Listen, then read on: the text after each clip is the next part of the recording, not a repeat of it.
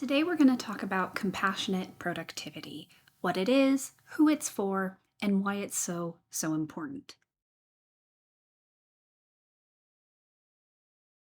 I'm Cassie Winter. I'm a productivity expert for Neurodivergent Spoonies, and I run a extensive course called the Action Navigator, designed to help you figure out how to spend your precious time and energy the way you want and need to. Basically, compassionate productivity, the PhD version. Without any further ado, let's get started. Compassionate productivity is the ability to take action in a way that supports instead of harms. In our present culture, and I know I've waxed poetic about this many times before, but in our society, we have a toxic productivity culture, in a large part due to capitalism. Our ability to take action, our ability to be productive is tied up in our value in a way that if you're able to be productive, you're more likely to survive. And yes, I am saying that in a literal sense. It is not okay that our culture has come to this. It is inhumane to tie someone's ability to survive to their ability to be productive, and in today's day and age, productive non-stop. We are not robots, we are humans, and the only people that have any chance of succeeding in this system for any length of time are those who are fully able-bodied and fully neurotypical. And even for them, our culture has gotten so toxic that even those demographics are experiencing burnout at unprecedented levels. It's not okay. One of the ways I describe my work is often in relationship to therapy. I use the metaphor that your life is a house, and if you're someone who needs therapy, your house needs renovations. It needs some remodeling. And depending on how much help you need, you're going to need more remodeling. But the issue is,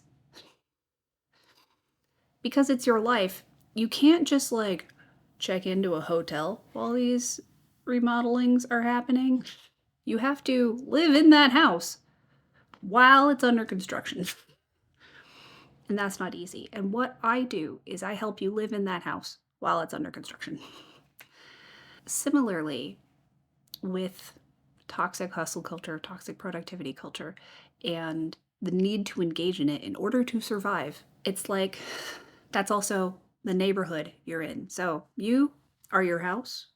Our culture is the neighborhood your house is in this extended metaphor. And while some privileged few may be able to, for example, move to a different country with different productivity expectations, that is not an available choice for many people, but especially the most underprivileged of us. It's those who are disabled, neurodivergent. It costs a lot of money to move, and it is not easy. It is very inaccessible for so many of us. For that group of people, in our extended metaphor, we're probably in a house that is severely not up to code and needs remodeling, and that house is in a neighborhood that is toxic. The holistic approach to dealing with these problems is, I would say, three or fourfold. One is seeking therapy, if you have access to that, in order to help get your house up to code so that it's easier to live in going forward.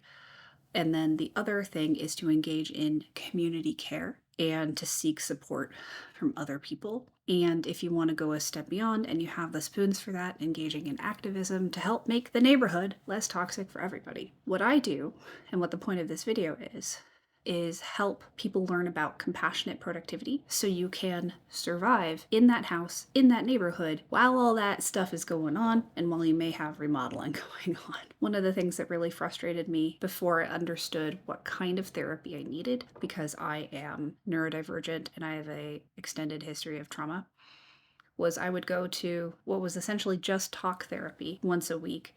I would basically trigger myself explaining what has been going on in my past and what was going on in my present to my therapist, basically like trauma dumping on them.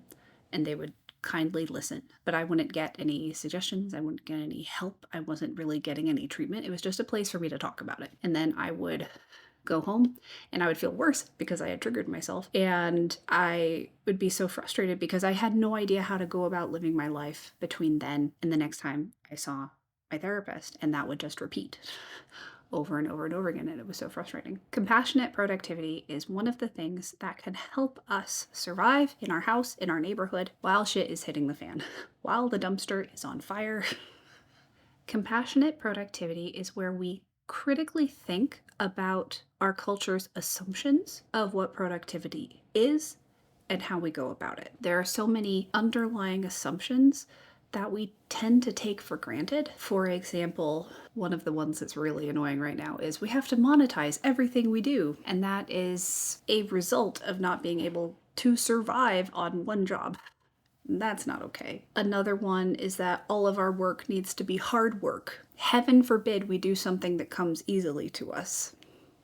Another thing is that we have to be spending the majority of our waking hours working, doing that hard work. One of the things I talk about in my program, the Action Navigator, is the concept of usable hours. Depending on who you are, what your situation is, what your circumstances are, your usable hours can vary widely from person to person and from day to day for the same person. A few years ago, my usable hours per day were about 4 to 6, and the rest of my waking hours had to be spent in recovery or doing things that didn't cost very much cognitive, physical, or emotional energy. I had a really rough 2023, so presently my usable hours are 2 to 4, and they tend to err on the side of 2 hours. We do not all have the same 24 hours in a day. Compassionate productivity helps us look at an assumption. So, for example, I have to spend the majority of my waking hours being productive in a hardworking way that helps me make money or selflessly care for others in my immediate family or household,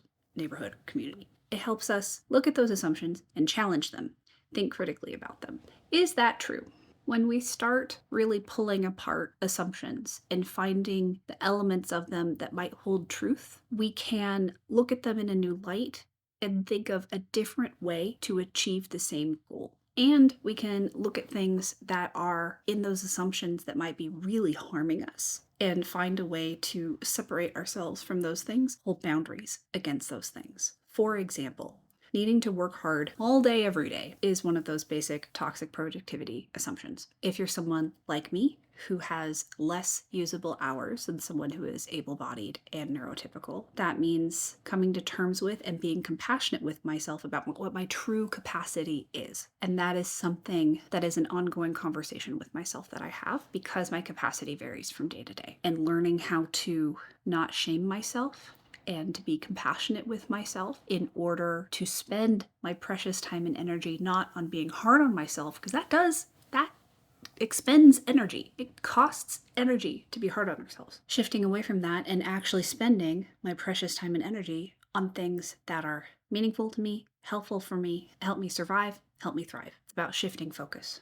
Also, it's about holding boundaries with yourself, but with others around what your capacity is so you can be true to it. That being said, many of us in disabled and neurodivergent communities are in a horrible place we should not be in, where in order to survive, we have to go above and beyond every day. And this makes me think about a book I've been meaning to read that came out sometime in the last year because I'm genuinely curious about what this author has to say on the topic. It's Ali Abdaal's Feel Good Productivity. I'll go ahead and drop the affiliate link to the book in the description box below if you're interested in checking it out and wanting to support me. I haven't read it yet because low spoons, but something that both I like but also bothers me about the title, Feel Good Productivity. It implies that there is a way to be productive that is not harmful, which I appreciate. But feel good productivity, that is a privileged thing to experience. And many people do not have access to that because we are trying to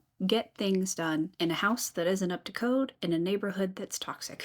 And whether or not we're going to survive day to day or long term is a question that's up in the air. It is very privileged to invite people to try to feel good about every productivity decision that they make. Someone with migraines ends up having to decide between staying home and surviving a migraine and recovering from it versus going to work and being able to buy food for their kids that week. There isn't a good answer in that situation. That's why I call it compassionate productivity, because you're able to hold space for yourself in those situations where there isn't a right answer and you're perpetually in the gray area. It allows us to find better choices for ourselves in the moment. It empowers us to be able to care for ourselves better going forward. We're able to survive in that house, in that neighborhood, better than before. But it doesn't necessarily mean we're going to feel good about it all the time. It doesn't necessarily mean we're going to be able to shift from surviving into thriving. That's why I don't guarantee that. When I talk about my program, is it more likely to be able to make that shift when you learn all the ins and outs of compassionate productivity? Yes. But I understand that based on your intersectional identities, it really depends on how privileged you are, how good it can get.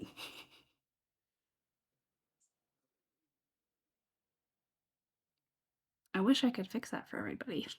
So again, compassionate productivity is teasing apart all of the assumptions around toxic productivity culture and finding out what's true and what's not true and making decisions accordingly. We're able to shift our goals to better support ourselves, and we're able to set up boundaries to better support ourselves. And this is what allows us to survive in our house that's not up to code, in the neighborhood that's toxic.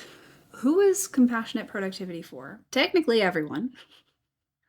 I would appreciate if, as a globe, we could all make that shift together. That'd be great. But my lane is helping individuals survive in their houses. Compassionate productivity is for anyone who has less usable hours than an able-bodied or neurotypical person. So that is anyone who is neurodivergent, chronically ill, disabled. And I also, technically it's a part of neurodivergence, but I just want to be clear that it also includes people with mental health issues and trauma. I said at the beginning of this video, we're also going to talk about why it's important, but I think I've already touched on a lot of that. So instead, I'm going to go on a slight tangent because it's what I've been focusing on while working on version 2 of my program, the Action Navigator, and that is executive dysfunction. So many of us in those categories I just mentioned struggle with executive dysfunction to one extent or another. Whether it's because you have ADHD and cognitively your brain is just not wired for executive function, or if you struggle with brain fog and you just can't think straight, or you're super depressed and or triggered traumatically. The only thing in your mind is survival and thinking about like taking out the trash, not part of that survival plan. The end result is a struggle with executive dysfunction. And because of that, the primary way I tend to present information and give instructions for tools and skills in my program is through a supportive executive function lens, where I'm doing as much of the executive function for you. So all you have to do is follow a step-by-step cheat sheet that either I have made for you or I have guided you to personalize for yourself to help you in those moments make those compassionate productivity choices for yourself. And not just productivity, but compassionate choices to help support and care for yourself while you're living in that house. So that's what compassionate productivity is to me. Okay. Real talk. I'm gonna whip out another stuffy. Say hi, Stitch. No, love Stitch. It's funny because my business, I've been struggling in this business for particularly the last few months. And my lovely assistant and several of my wonderful clients, who I call students or muses, have been helping me try to understand at the core level what it is that I do and what my program, the Action Navigator, provides in order to speak to it better here on YouTube and in order to choose topics here for my videos that resonate with the audience who would benefit the most from working with me. The reason I am making this video today about compassionate productivity is first and foremost for all of you, but it's also me verbally processing what it is that I do. And compassionate productivity for neurodivergent spoonies, that's it. That's what I do. And so while I may speak about related topics like how to deal with chronic fatigue, how to manage your energy levels, I may talk about my specific diagnoses, like I have talked about my POTS and my EDS. I've talked about myths about chronic illness. I need to remember to always come back to the core, and that's about compassionate productivity and compassion in general, so we can survive in our house in that neighborhood, and maybe, just maybe, if our outside circumstances will allow it, shift into thriving as well. I am here to help you survive in that house because I know how painful and terrifying and lonely it is to be in a crumbling house and not knowing how to survive. If I can help just one other person survive in their house, I've done what I have come here to do. And I have had so many students come through my program now, and they all have lifetime access.